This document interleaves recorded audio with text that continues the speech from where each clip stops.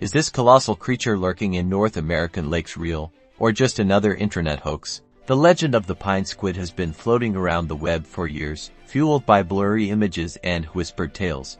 We're diving deep to uncover the truth. First, let's examine the evidence. We're hitting the web to scour through sighting reports, forum discussions, and supposed photographic proof. What we find is a mixed bag. Lots of speculation, a few scattered, unverifiable accounts, and some pretty questionable photo evidence. Notice a pattern of low-quality images and ambiguous details. Next, let's consult an expert.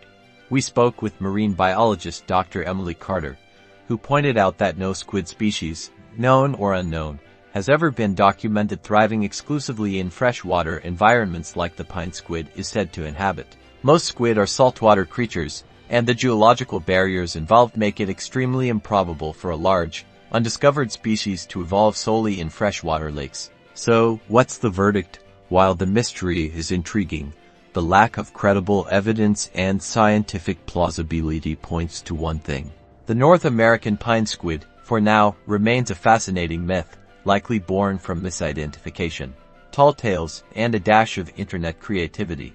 Keep searching and keep questioning.